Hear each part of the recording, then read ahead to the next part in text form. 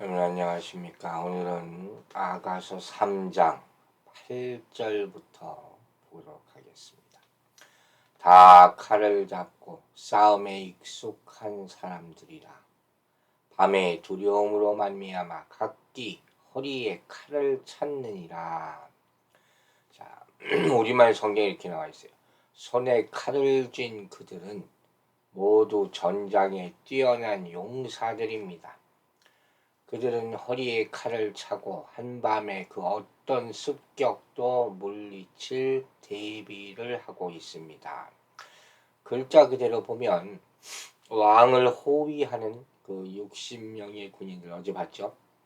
이들이 허리에 칼을 찼는데 이는 캄캄한 밤에 일어날 수 있는 그런 사건들을 사고를 예방하기 위해서죠. 왕을 습격하는 일이 당시에 워낙 많았습니다. 이들이 칼싸움에 아주 익숙한 그런 자들이라는 사실도 우리는 알 수가 있습니다. 숙련된 용사들이라 하는 그런 말씀이죠.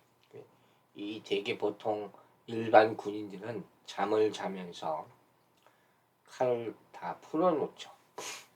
그러나 이들은 필요할 때마다 뽑을 수 있도록 허리에 매여서 그렇게 하고 있는, 준비하고 있는 그런 숙련된 군인들입니다. 이들은 밤이 닥칠 때 원수의 공격을 상징하는 거죠. 언제든지 행동을 취할 준비가 되어 있는 그런 군인들이라는 것이죠. 우리 에베소서 6장에 따르면 성령이 바로 이 사단의 모든 괴계를 아시기 때문에 전쟁에 숙련된 영적 전쟁에 숙련된 분이심을 기억할 수가 있습니다. 밤의 두려움을 인하여 밤이 우리를 항상 공격하죠. 그럴 때는 항상 하나님의 전신갑주를 입으라 하는 말씀을 기억하게 되기를 바랍니다. 오늘 본문은 사실 우리로 하여금 뭘 상기시키냐, 주의 성령 안에 있는 것이 얼마나 안전한가 하는 것을 상기시켜주는, 결국은 그 얘기예요. 그러니까 옛날 이야기 들으려고 우리가 아가서를 보는 게 아니지 않습니까? 3장 9절 보겠습니다. 솔로몬 왕이 레바논 나무로 자기의 가마를 만들었는데, 우리말 성경은 이렇게 나와 있어요. 솔로몬 왕께서 자기를 위해 레바논 나무로 그 가마를 만드셨습니다. 가마가 나오네요. 그 기둥은 10절. 그 기둥은 은이요, 바닥은 금이요, 자리는 자색 깔개라. 그 안에는 예루살렘 딸들의 사랑이 엮어져 있구나. 우리말 성경은 그 기둥은 은으로, 바닥은 금으로 만들어졌고 자리에는 자줏빛 덮개가 깔렸습니다. 그 안은 예루살렘 딸들의 사랑 어린 장식으로 채워졌습니다. 내용은 크게 다른 게 없는 것 같아요. 이 가마가 나오죠. 이제 이 아가서 3절부터 9절까지 왕의 혼인 행렬에 대한 이야기가 나오기 시작합니다. 즉 왕은 우리에게 영원한 가마가 되신다. 예수 그리스도죠. 예수 그리스도가 우리의 탈 가마가 되신다 하는 것이죠. 솔로몬 왕은 휘장이 쳐진 움직일 수 있는 가마를 만들었어. 그리고 왕의 수종들이 그것을 운반하게 이렇게 하는 것이죠. 가마는 뭘로 만들어졌답니까? 레바논 나무. 당시 최고의 나무라고 할 수 있는 것이죠. 성전을 짓는 거죠. 솔로몬의 가마는 성전의 아름다움을 떠올리게 하는 그것을 상상하시면 될 것 같아요. 이 레바논의 백향목은 솔로몬의 성전을 짓는데 하나님의 영광을 나타나기 위해서 거기 사용된 그런 제목입니다. 이스라엘에서 가장 아름답고 향기로우며 비싸고 강한 것이다. 게 바로 레바논의 나무예요. 이 나무, 목재라는 것은 상징적으로 인간됨을 나타내는 거죠. 이 예수님의 인성을 상징한다고들 해석을 합니다. 완벽한, 가장 완벽한 인성을 가지신 분이다. 그러니까 우리는 그 가마에 딱 부르셔서 타게 되면 절대로 내려서는 안 되죠. 기둥은 또 뭡니까? 그다음 은이요, 바닥은 금이라. 은기둥, 기둥이 다 은으로 만들어졌어요. 신랑의 부유함과 화려함을 나타내겠죠. 은은 구속을 상징하고, 또 금은 하나님의 고귀한 속성을 나타내는 것이죠.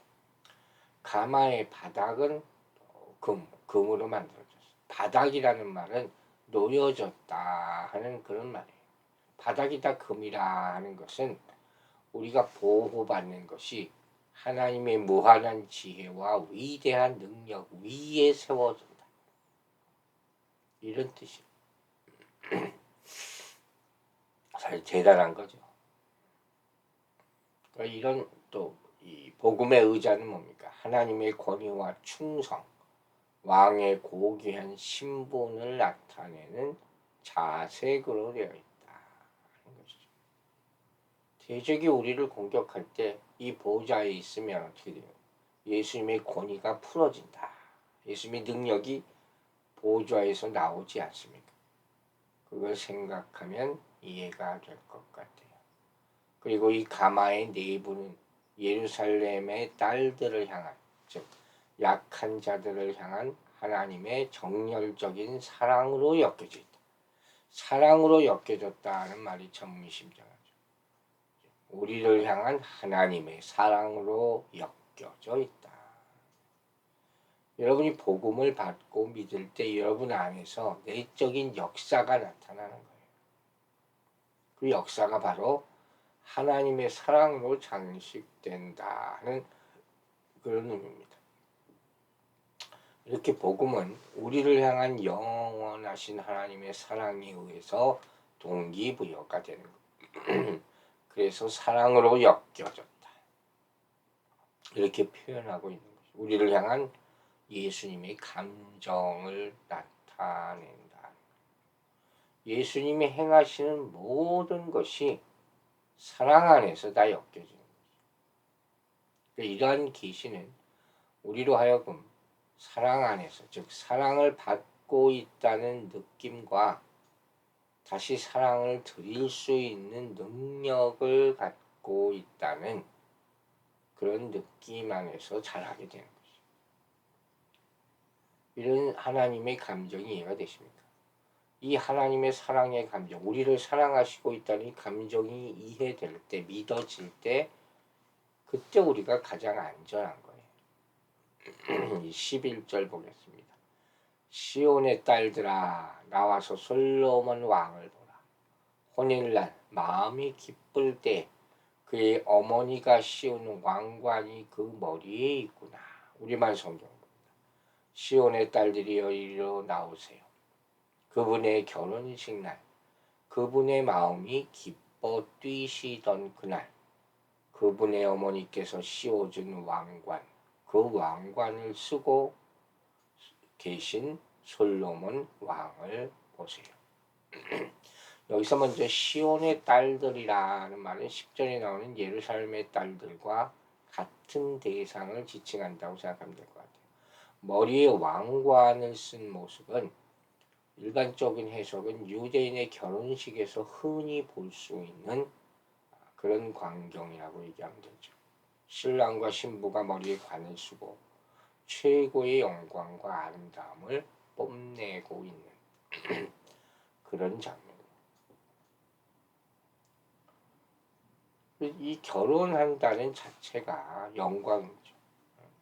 술남미 여인으로 따지면 가족과 친구들의 입장에서도 솔로몬이 자기가 있는 곳에 행차를 해서 결혼을 한다. 이 어마어마한 영광이죠.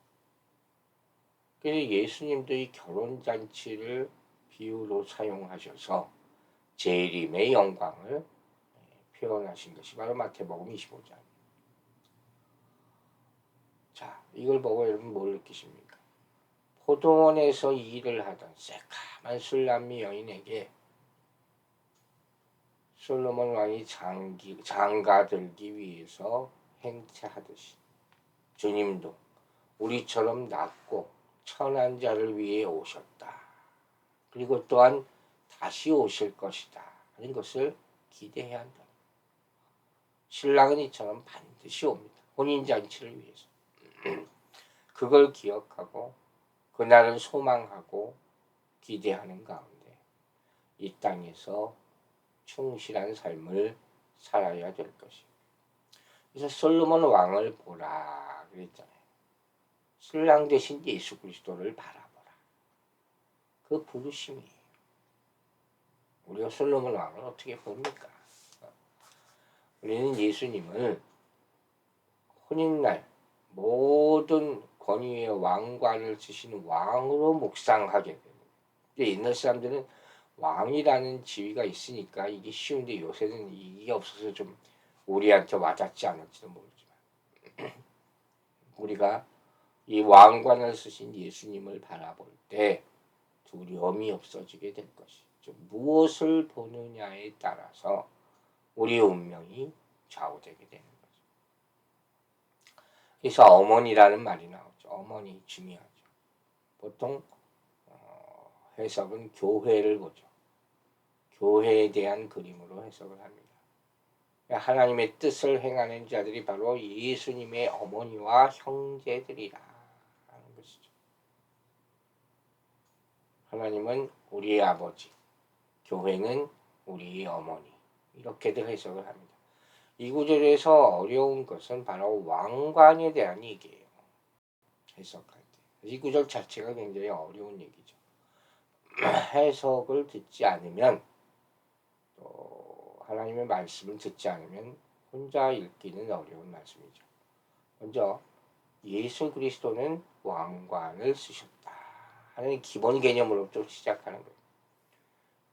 혼인의 왕관이라는 것은 나라를 정복하고 얻는 그런 왕관과는 다른 거예요. 구별된 것이죠. 왕관은 이 전체 역사를 통해서 축적된 구속자의 반응이다. 좀 어려운 해석을 했어요. 사랑으로 주님께 왕관을 씌우는 사람들 가운데 하나가 돼요. 그분의 마음을 즐겁게 하는 것보다 더 큰 왕관은 없는 것. 이해가 가십니까? 우리 영광이라는 것은 성령님의 능력으로 예수님을 사랑하는 기름 부으심 가운데 걸어가면서 우리의 사랑으로 그분께 왕관을 씌워 드리는 일을 하는 것입니다. 받으려만 하지 말고 그런 일을 자원하는 그런 사랑 가운데 우리는 그분께 우리 스스로 쓴 왕관을 벗어서 던져 드리는 거죠. 그분께 다 돌려드리는 거죠. 받은 것까지. 그것이 바로 천국에서 일어난 일이에요. 문제는 여기 표현을 어떻게 했냐. 어머니가 그분에게 왕관을 씌워드렸다. 이렇게 표현되어 있는 거예요. 먼저 앞에 얘기했잖아요. 어머니는 교회로 해석한다. 이 땅에 속한 관점에서 볼 때 우리가 자원하는 사랑 안에서 그분의 왕되심에 반응하게 될 때 교회는 예수 그리스도를 왕으로 인정하며 왕관을 드리는 모습으로 나타나게 되는 거예요. 이해가 되시겠습니까? 즉 우리가 온 마음으로 주님을 사랑할 때 우리는 그분을 개인적인 신랑이자 또한 왕으로 왕관을 씌워드린다는 것이죠. 이것은 다른 어떤 왕관보다 더 원하시는 그분이 원하시는 왕관이에요. 계시록 19장에 그분의 혼인날이 나오거든요. 그날이 우리가 그분께 모든 것을 드리는 날이 될 줄로 믿습니다. 그날을 사모하셔야 돼요. 드릴 게 있어야 돼요. 근데 생각해보면 엄청 많아요. 자, 그런데 다시 돌아와서 이 말씀을 그대로 보면 솔로몬 왕에 대한 얘기가 아닙니까? 즉 솔로몬 왕의 어머니가 왕에게 왕관을 씌워주신다는 그런 모습이란 말이에요. 자, 여기 아주 흥미로운 스토리가 감춰져 있는 거, 이 마지막 부분. 여러분, 왕의 왕관이라는 것은 어떻게 물려받습니까? 아버지로부터 아들에게 이렇게 물려받는 거예요. 반지, 왕관, 대관식이 이렇게 아버지의 권위로부터 아들에게. 그러니까 이 솔로몬이 왕관을 받으려면 다윗으로부터 받아야 된다는 거예요. 그게 정상이죠. 그게 정통성을 입증하는 것이다. 근데 본문에는 어떻게 표현되어 있어요? 이 재밌는 표현이 있어요. 왕이 신부를 이제 만나러 오지 않습니까? 누가 씌워준 거? 어머니가 씌워준 왕관을 쓰고 왔대요. 어머니가 씌워준 왕관. 이게 무슨 말인 거 아니? 이게 사실은 아가서 3장 전체를 요약하는 구절이래요. 여러분, 솔로몬이 누굽니까? 다윗의 둘째 아들이에요. 우리아와 밧세바 사이에 생긴 아들이 죽잖아요. 기억나시죠? 그 다음에 태어난 아들이에요. 이 첫째는 뭐예요? 죄의 값이에요. 죄로 말미암아 태어난 아들 죽어요. 이 첫째 아들의 죽음이. 이때 다윗이 막 하나님께 기도를 합니다. 그러나 결국 죽습니다. 그거 인정하죠. 그때 다윗의 죄성도 죽는 거예요. 그 영적 의미예요. 죄로 말미암아 출생한 아이가 죽으면서 죄인으로서의 다윗이 죽습니다. 그러자 둘째 솔로몬이 태어나는 거예요. 사실 둘째가 왕위 계승을 못하는 거죠. 첫째가 죽었기 때문에 둘째 솔로몬이 왕이 될 수 있었죠. 이 모든 일이 어떻게 그 스토리 안에서 가능했습니까? 한 가지예요. 밧세바를 다윗이 사랑했기 때문에. 이 사랑 때문이에요. 안 그러면 솔로몬은 왕이 될 수가 없어요. 그러니까 뭐예요? 어머니 덕으로 왕이 된 사람이 솔로몬이에요. 이해가십니까? 그래서 이게 어미가 쓰여진 왕관 이렇게 표현하고 있는. 사실 솔로몬은 왕이 될 자격이 스스로는. 그럼 여러분 어떤 생각이 떠오르십니까? 자, 다시 보세요. 술람미 여인, 너무나 아름다운 여인, 자랑이 무슨 자격이 있어서 왕비가 감히 될 거 있습니까? 그렇죠? 오로지 솔로몬이 사랑하기 때문에. 바로 그거예요. 그 사랑을 그대로 자격 없는 자에게 부어버린 게 바로 솔로몬과 술람 여인의 사랑이란 말이에요. 그래서 성경이 어미의 왕관을 쓰고 있다고 얘기하고 있는 거예요.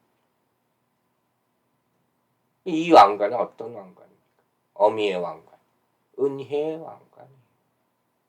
은혜로 우리를 부르신 것, 사랑으로 우리를 부르신 것. 이게 바로 예수 그리스도의 사랑이에요. 종말에 나타날 일. 이것이 구원이다. 그래서 아가서는 단순한 사랑 이야기가 아니라 다 십자가의 사랑, 복음에 대한 이야기. 이 사랑, 이 구원의 복음을 다 누리시기를, 어머니의 왕관을 다 쓰시기를 주의 이름으로 축원합니다. 기도하겠습니다. 아버지 하나님, 오늘도 주님의 말씀을 깨닫게 하심을 감사드립니다. 그 사랑이 아니었으면 우리가 이 자리에 없습니다. 우리는 사랑을 받을 자격이 하나도 없습니다. 그러나 그 사랑 때문에 주님이 손잡아서 일으켜 주시고 우리의 못난 모든 점을 용서하시고 보지 않으시고 사랑으로 감싸주시고 불러주시고 안아주심으로 주님 앞에 엎드려 감사하고 찬양하고 기도합니다. 일평생 이 사랑 가운데 살게 하여 주시고 또 누리게 하여 주시고 그 사랑 밖으로 떨어지지 않도록 도와 주시옵소서. 오늘도 우리 성도들 한 사람 한 사람을 보살펴 주시고 일터에서 일할 때 힘들지 않도록 주님께서 지혜를 주시고 또 용서하고 또 인내하고 또 용납하는 모든 일 가운데 하나님이 이 세상에서 받을 수 없는 더 큰 은혜를 체험하는 하루가 되게 하여 주시옵소서. 감사드리며 예수 그리스도의 이름으로 기도했습니다. 아멘.